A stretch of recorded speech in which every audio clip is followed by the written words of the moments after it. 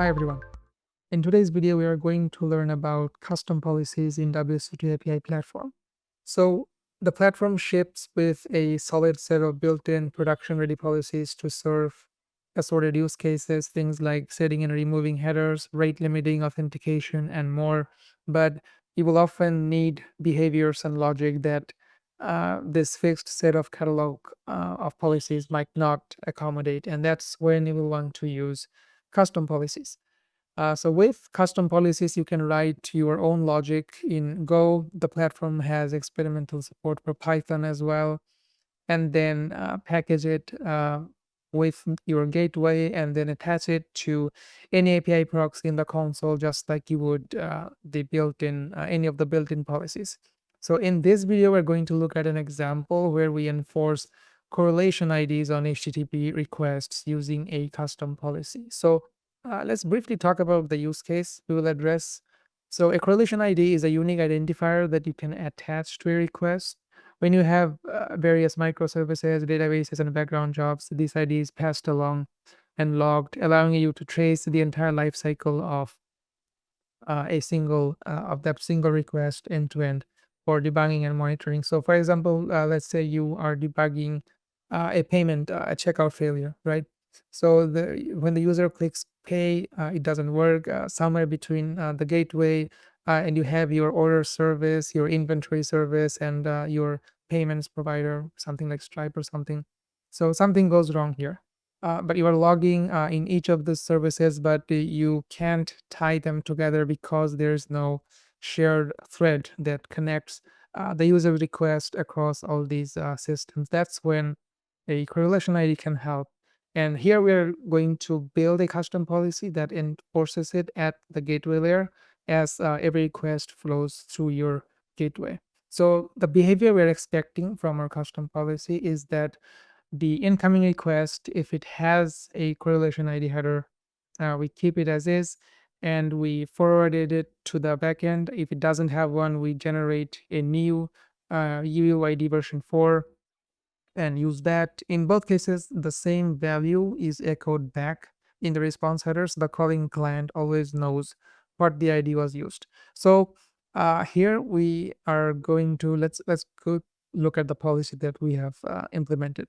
So the structure of a custom policy is it's just a Go package. So it requires three things. So you have your code, your policy code in a Go source file, and then you have the go.mod file, since it's a standard Go module, and then you have your policy definition YAML.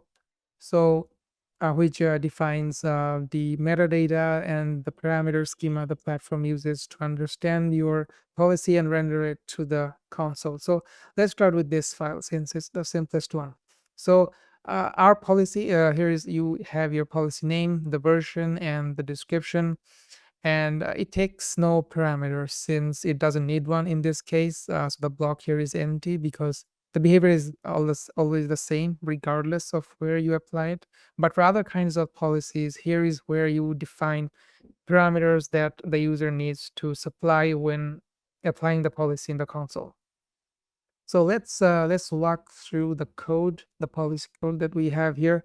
So first, we have some imports, the standard context, and we are using Google's UUID library to generate the correlation IDs.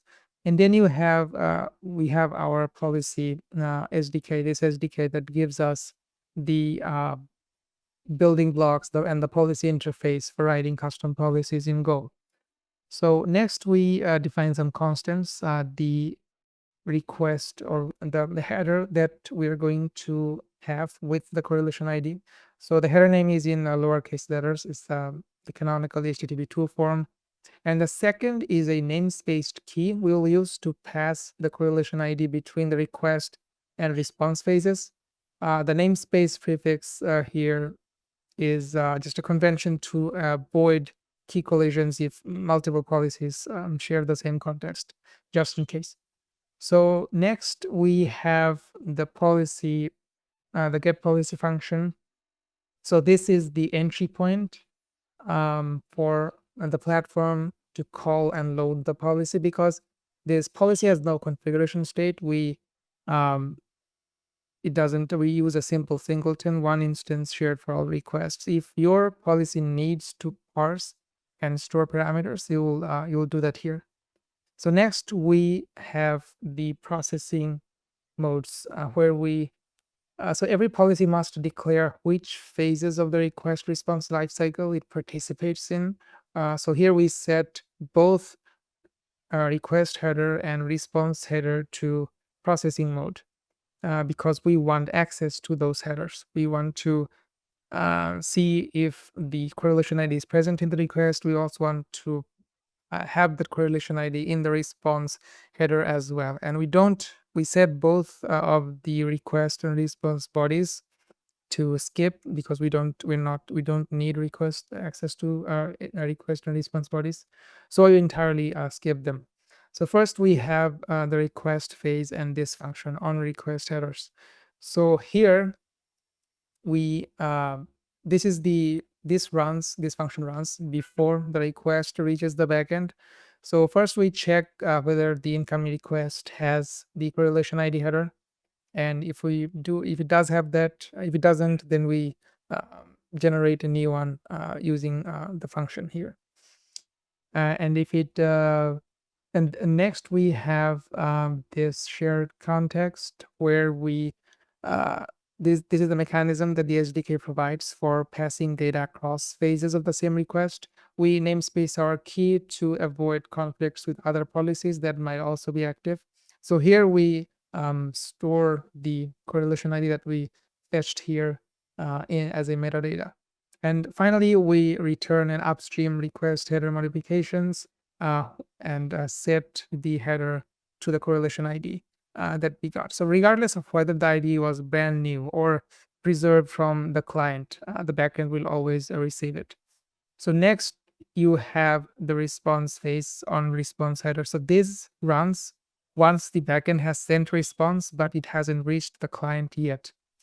So here we just tab into the shared context metadata, where we stored our correlation ID earlier. Then we return a downstream response header modifications, which adds the X correlation ID header to the outgoing response.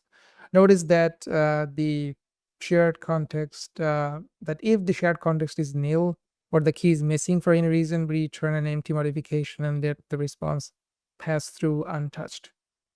And finally, we have the UUID generation function. It's just a simple wrapper function that under the hood uses the new UUID.newString function from Google's library.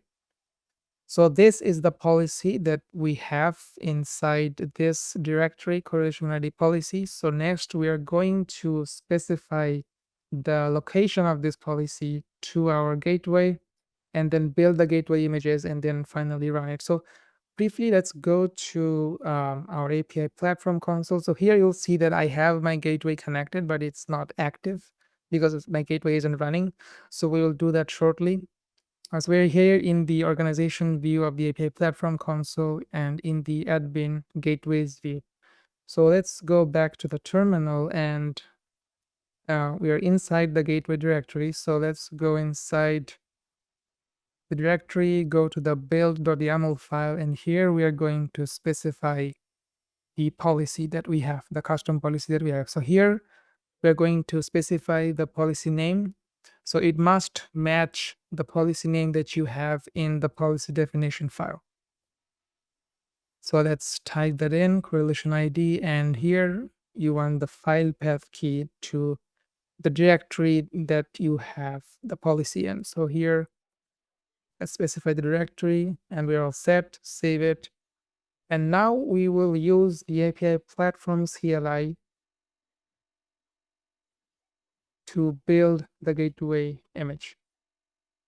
So the API Platform CLI, the CLI tool, you can fetch it from the release page, from the docs. I'll share a link to the docs in the video description, where you can get more details about it. So let's build the gateway image with our custom policy included. So we have finished building the images. Now let's go to the Docker Compose file and then have these images specified in the Docker Compose command.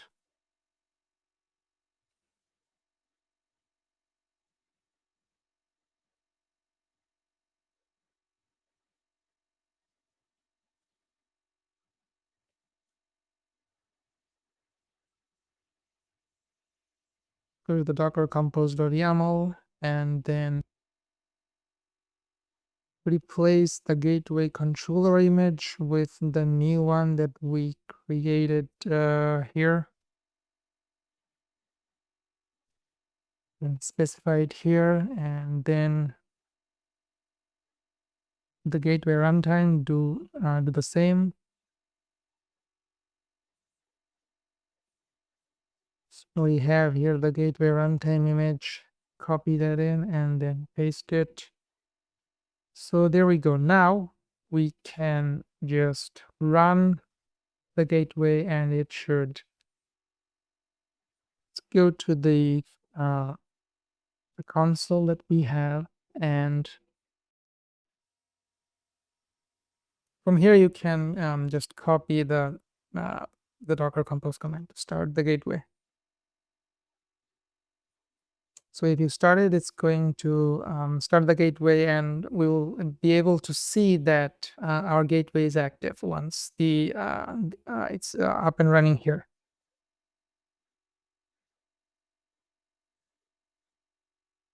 So API Platform gateway started. Now if we go back to our gateways list, we should see it as active. Perfect. So now we have a custom policy section here, as you'll see, but it's not showing anything. So in order to do that, let's go to our gateway that we have here, then go to policies, and we should see the custom policy that we built the gateway image right here, correlation ID. Perfect. So we'll select sync. So it will just sync the policy, the local policy that we have, to the control plane to the here in your console. So latest version available. Nice. So now we can go ahead and go ahead inside a project and then create an API proxy and then attach that custom policy to that API proxy. So we are here. We're going to use the sample reading list API that we have. It has a list of books that you can get. You can post new books and so on. So let's go ahead next. Rename this to books tracker. So our self-hosted gateway is selected by default. So let's go ahead and create. It's going to create our API proxy and then deploy it to our gateway. Perfect, it's deployed. So now let's test to see if everything is working correctly. So here, just let's try to fetch the current items in the current books that are in the list. So let's copy this down and go to our terminal and see that we get a successful response back, but it doesn't have a correlation ID header. To check, we can pass the I flag. And as you can see, there is no correlation ID header in the response. Let's go to develop and then select policies. So it's going to populate the available policies from the policy hub that we had seen in the previous video. So here we should see our custom policy available. So if we click it, it's going to show the name of the policy and the description that we defined in the policy definition YAML. So let's select add. It's going to have here, this is a global policy. So it's going to apply to the API level across all the resources your API has. So let's select save.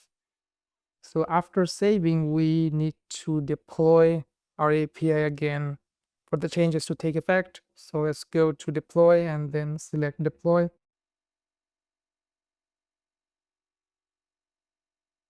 So after it's been deployed, if we go back to our terminal and try to get the list of books that are available, we'll still get a response. But now if we check the response headers, we should see a correlation ID that is available here.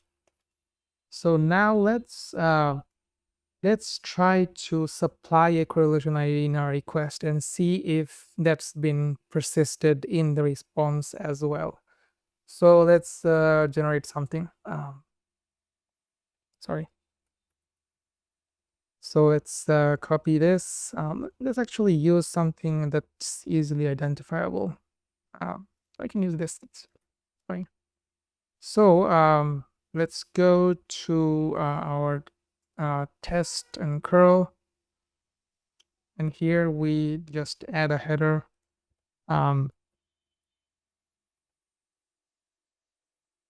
X correlation ID, header value is this one. And let's copy this down.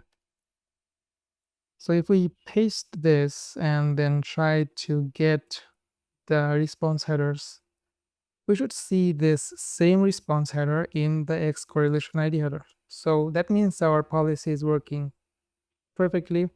So this applies to any request. So if you want to post a new book item, if we let's see, for example, if we want to fetch a specific book, The Hobbit by Tolkien. So we want to fetch this book's detail. We're not going to supply any headers. So let's see if our policy attaches the correlation ID to this request. So it generated a new correlation ID and attached it to the GET request. So just using a Go file and the policy definition in YAML, you can add any logic you need to the gateway with the console giving you control over how you use and configure it.